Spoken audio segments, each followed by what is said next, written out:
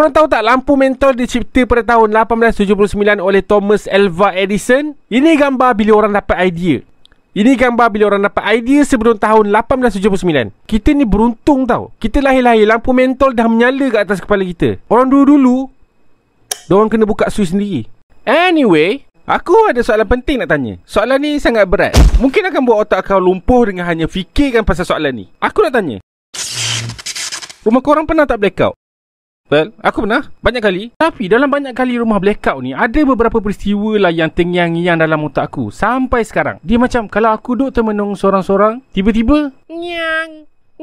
Aku punya terngiang-ngiang tu sampai satu masa dalam hidup aku ni, aku buat keputusan untuk jadi YouTuber, buang degree aku, lepas tu buat video semata-mata untuk aku cerita kat korang benda yang aku terngiang-ngiang ni. Bila fikir balik macam sedih pula punya dia. Okey, tak apa. Cerita pertama ni jadi masa aku sekolah rendah. Darjah berapa? Darjah berapa aku tak ingat. Ni. Darjah Celsius kot. Benda kau ni. Anyway, masa tu aku tinggal seorang kat rumah. Dan masa tu terjadi satu kejadian yang agak menakutkan. Oh, by the way, mak aku tak ada masa tu. Aku tak ingat dah dia pergi mana. Tapi mestilah ada benda penting kan sampai kena tinggal aku seorang-seorang kat rumah. It's okay. Kau tahu tak tadi dia nak ikut. Lepas tu kenapa dia tak ikut? Biar dia lah sibuk. So, apa yang jadi masa tu, aku tengah tengok TV. Lepas tu tiba-tiba, boom, blackout. Mula-mula memanglah mata aku macam tak nampak apa-apa. Tapi lama-lama mata aku dah macam boleh adjust dengan kegelapan tu. Satu tabiat aku bila rumah blackout ni, aku selalu macam terlupa yang rumah aku ni tengah blackout. Gelapnya. Buka lampu lah. Lupa. Panasnya. Buka kipas lah. Lupa. Jadi lepas blackout tu, aku duk menung je lah main phone Nokia 1208 aku tu. Duk main scroll menu berjam-jam. Kalau ganti phone aku tu dengan tasbih digital, komplit sikit menajak aku. Tapi sebenarnya satu benda aku tak suka pasal main phone dalam gelap ni adalah kau tak boleh nampak apa-apa yang berlaku kat sekeliling kau. Sebab mata kau hanya dapat fokus kat screen phone je. Sebab screen phone je yang cerah masa tu. Seram kan? Macam mata kau kena flashbang. Lupa. So korang bayangkan, tengah main phone dalam gelap, entah-entah ada satu sosok yang tengah tengok korang main phone, tapi korang tak nampak sebab korang sibuk main phone. Biasa dia ni. So setiap kali aku teringat macam tu, biasanya aku akan terus stop main phone. Dan masa tu tiba-tiba dari dapur rumah aku terdengar macam bunyi ada orang tengah ambil pinggan dari rak pinggan. Benda ni pelik sebab aku seorang je ada kat rumah masa tu. Adik dengan mak aku tak ada. So siapa pula tu? Aku cuba untuk sangka baik. Dalam hati aku mungkin kucing. So aku rasa macam nak pastikan betul ke tak benda tu kucing. Jadi aku pun jerit dengan suara aku yang paling jantan masa tu.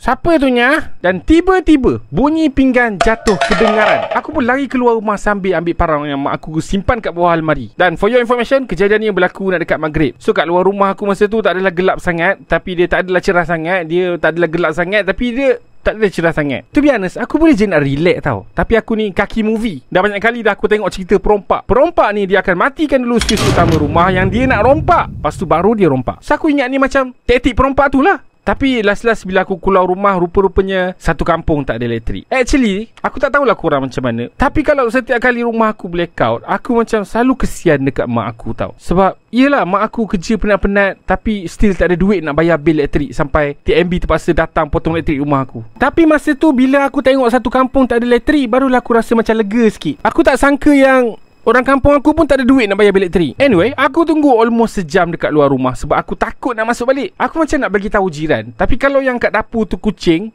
malu aku. So aku pun pelan-pelan masuk balik ke rumah. Dan aku cek kat dapur tu, memang tak ada orang. Kucing pun tak ada. Aku yakin benda tu sebab pintu belakang dapur rumah aku tu dah berkunci. So mustahil ada orang masuk. Dan bila elektrik dah ada balik, aku tengok memang ada satu pinggan yang jatuh daripada rak pinggan tu. Tapi aku ni jenis tak suka kalau sikit-sikit nak salahkan hantu, sikit-sikit nak salahkan setan. Jadi selagi tak ada bukti yang setan cuba untuk makan asam pedas yang mak aku tinggalkan bawah turun saji, selagi tu aku akan salahkan fizik. Apa yang aku nampak dekat rak pinggan tu dia tu padat sangat. So mungkin pinggan tu terjatuh dari rak dia sebab dia padat sangat. Atau mungkin setan ada kat dapur masa tu, tapi bukan dia yang jatuhkan.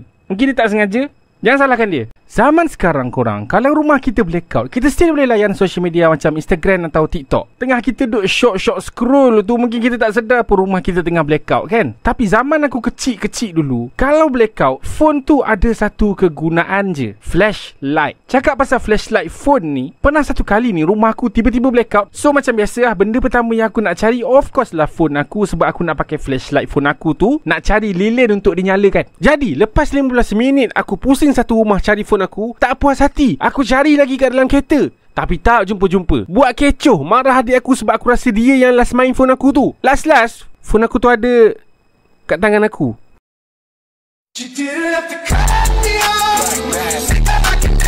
Tapi serius tak, flashlight phone ni function zaman dulu. Aku ada satu memori ni, aku pernah pegangkan flashlight untuk tolong mak aku pasangkan perangkap nyamuk masa tengah blackout. So basically perangkap nyamuk ni kau just letak minyak masak kat dalam talam, lepas tu kau nampak je nyamuk, kau tampar nyamuk tu pakai talam yang berminyak tu. Auto nyamuk tu melekat dekat talam tu. Aku rasa jiran aku pun tak tahu teknik ni.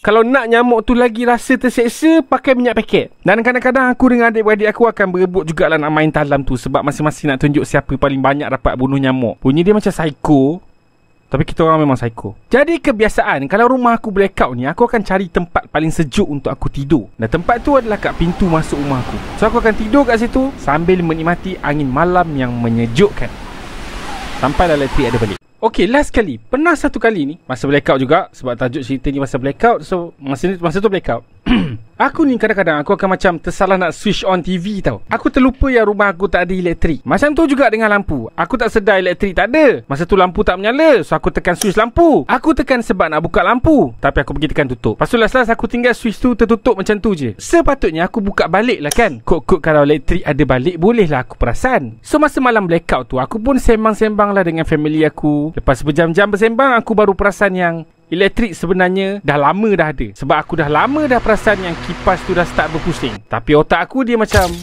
buat tak tahu je. Sebab kipas berpusing tu dia macam tak berapa nak bagi impact sangat dekat otak aku. Lain lah kalau lampu ke tiba-tiba menyala, ataupun TV ke tiba-tiba hidup, lepas tu tayang cerita Walid, barulah aku perasan. Barulah otak aku macam wow.